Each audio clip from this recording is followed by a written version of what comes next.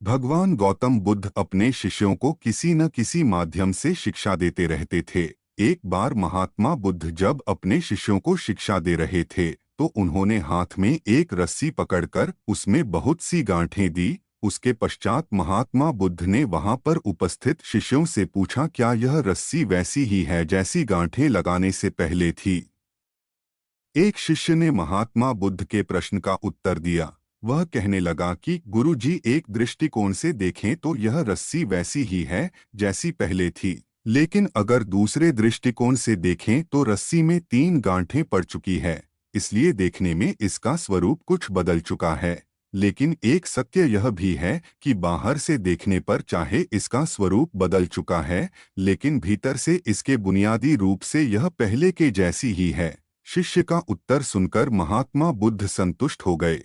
उसके पश्चात महात्मा बुद्ध ने कहा, मैं रस्सी की इन गांठों को खोल देता हूँ। महात्मा बुद्ध रस्सी के दोनों सिरों को पूरी ताकत से खींचने लगे। फिर उन्होंने शिष्यों से प्रश्न किया कि क्या इससे गांठें खुल जाएगी?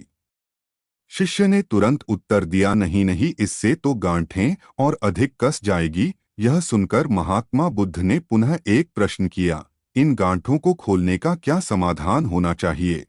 शिष्य तुरंत बोला, गुरुजी, हमें इन गांठों को ध्यान से देखना चाहिए कि इसकी गांठें कैसे लगाई गई है। उसके पश्चात इनको खोलने का प्रयत्न करना चाहिए। शिष्य का उत्तर सुनकर महात्मा बुद्ध मुस्कुराते हुए बोले कि जीवन का यही सूत्र मैं आप लोगों को समझाना चाहता हूँ। आप जीवन में जब कभी भी किसी समस्या में फंसे तो सबसे पहले उस समस्या का कारण ढूंढें और फिर उसका निवारण करें।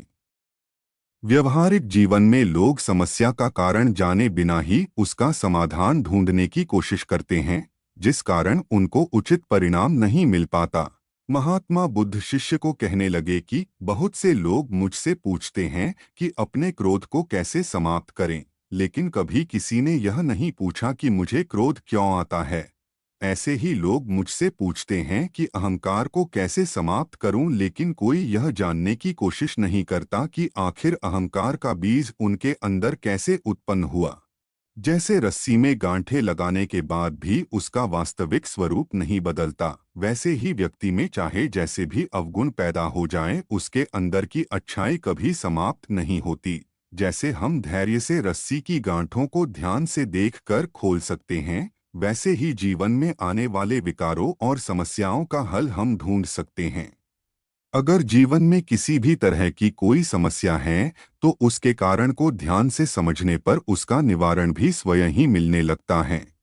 इस बात को समझो कि जीवन है तो समस्याएं भी होंगी ही, और समस्याएं हैं तो समाधान भी अवश्य होगा। आवश्यकता है कि हम किसी भी समस्या के कारण को अच्छी तरह से जानें। कारण को ध्यान से समझने पर उसका निवारण भी स्वयं ही मिलने लगता है।